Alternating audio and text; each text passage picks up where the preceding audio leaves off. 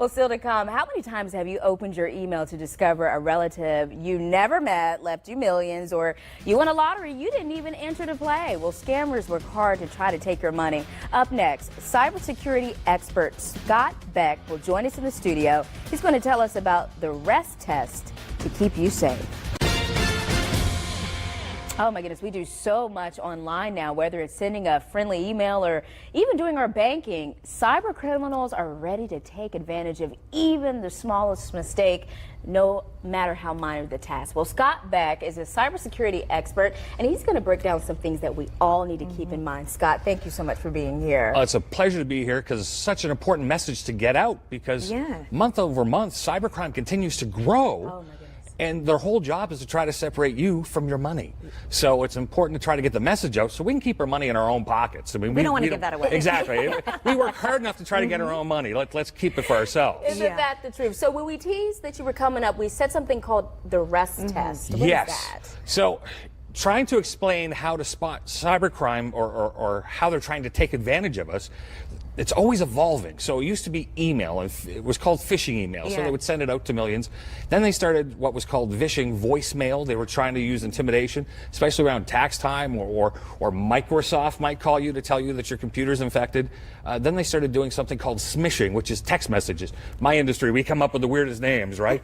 But it was sending text messages. So what's the common denominator here? And it's the rest test. And it's really easy when you stop and think about it. R stands for they're requesting information, right? So if the IRS is asking you for an account number or a password, or the bank says they need your password, they already have that information. You don't want to be giving that out because someone on the phone or email says, give it to me. E is emotion. They're going to play on your emotions. We're going to close your account if you don't respond right away. We're going to give you money, but you're going to lose it if you don't respond right. But there's so many different ways. I'm kind of pausing here because there's hundreds of different scams. The grandparent scam we were kind of talking about is a big one. The grandparent scam. So Uncle Billy decides he's going to go down to Jamaica, and he posts it on Facebook. And one of the scams is someone will see that, and then they will try to, who's Jimmy's relatives? And then they'll reach out and say, oh, Jimmy's been in a terrible accident. You need to wire transfer me $10,000 for his medical thing. And that's just one. So they're using all these different tools to get us. So social media, and they're gathering all this knowledge about us. So the S is spelling and grammar. So a lot of hackers tend to be offshore. So their spelling and grammar may not be correct. It's not the only sign, but if you happen to notice that the grammar is not really kosher, that's kind of a warning signal that you may want to kind of slow down and really think about it. And T is think before you click. If you get an email from your bank or from the IRS or from the sheriff's department, and you take your mouse and hover over it, and it's not going to their website, guess what? That's going to the hackers. And if you click that link, chances are you're going to get infected. They're going to get into your system. And if they get your identity, it can take years to recover that back.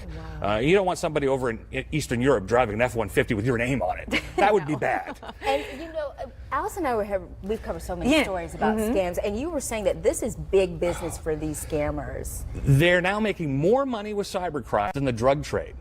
Matter of fact, the Chiefs of Police Association says it's most likely that the average person is going to suffer an incident of cybercrime than they will physical crime. So if you think about that, all the terrible crimes that happen in the world, more likely you're going to get hit by cyber. Because there's such a low chance of them, they're getting caught. High profit, low risk, like any business, as long as they keep making money at it, they're going to keep coming after us. This is why we have to educate ourselves. Well, and I feel like another thing, too, that we hit on a lot, but people kind of continue to maybe make this mistake, is your password, or having the same password for everything, or making it ABC123. You know, the number one password people still use, all these years later, 1, 2, 3, 4, 5, 6. The second most used password is password. We've been talking for years, like you got to use something different, and we still see it. Matter of fact, I had a client recently, their email got hacked, and they were using something very simple, hardly 12. It was the year of their motorcycle, and someone was able to look on social media, see that they really liked that, and they guessed their password. You got to use complex passwords, and you can't use a word that you're going to find in the dictionary, because guess what? The bad guys that got software, they can go through the dictionary with all the words, and they put in random numbers, random symbols, and they try to guess this stuff. Wow. So it's not really hard anymore. Selima Gomez had her accounts hacked because her security passwords were all personal information that she had posted elsewhere on the internet. Yeah. Very easy to get into. Scott, some good information. We appreciate it. Well, thank you for having me. Thank you. Thank you. Yes. Okay. Well, Scott does have you have a new book too, really quick. I got a book coming out, Okay. but my new movie, Cybercrime, is debuting May 15th in Hollywood. So that's going to be launched. It's going to be on Amazon Prime shortly. Okay. Looking forward to that. Look out for that. Thank you, Scott. Thank you.